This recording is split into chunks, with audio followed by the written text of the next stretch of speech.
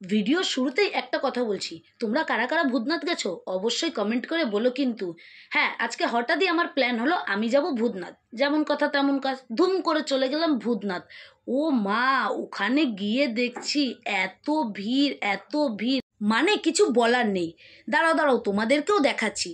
তার আগে আমি গঙ্গার পাড়ে এসে দেখছি সবাই এখান থেকে জল তুলছে, কিন্তু বড় কথা হচ্ছে এরা এখান থেকে জল তুলে যাচ্ছে কোথায় গাইস? এরা এখান থেকে জল তুলে তারকেশ্বর যাচ্ছে, মানে ভাবতে পারছো? এখান থেকে জল তুলে, দেখো হয়তো আগে অনেকেই জানো যে এখান থেকে জল তুলেও যাওয়া যায়, কিন্তু আমি এই ফার্স্ট টাইম জানলাম যে ভূতনাথ থেকে জল তুলে সেই তারকেশ্বর বাবা তারকনাথের কাছে যাচ্ছে। জাস্ট ওয়াও, স্যালুট স্যালুট, যারা যারা পুণ্যার্থীরা যাচ্ছ সবাইকে বলছি স্যালুট আমার তরফ থেকে। এতদিন আমিও যাচ্ছি তারকেশ্বর, বাট এই ফার্স্ট টাইম আমি জানলাম যে ভূতনাথ থেকে জল তুলে তারকেশ্বর, এতটা রাস্তা পরিশ্রম করে সবাই বাবা তারকনাথের কাছে যাচ্ছে, মানে শুধু বাবার টানেই যাচ্ছে। তারপর আর কি, সবাইকে দেখতে দেখতে আর সবার ঠেলাঠেলি খেতে খেতে চলে এলাম মন্দিরের কাছে। মন্দিরের কাছে এসে দেখছি এ কি ভিড়, মানে মন্দিরের ভিতরে যাওয়ার কোনো চান্সই নেই। কি আর করব, বাইরে থেকেই বাবাকে না দেখে চলে যাচ্ছিলাম।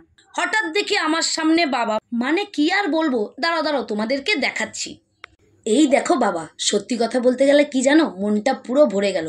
এক বাবাকে দেখতে পাইনি তো কি হয়েছে, আর এক বাবাকে দেখে তো মন ভরিয়ে নিলাম। কি ঠিক বললাম তো?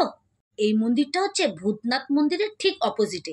এখানে বাবার বাদিকে আছে অনেক রকমের ঠাকুর, দাঁড়াও দেখাচ্ছি।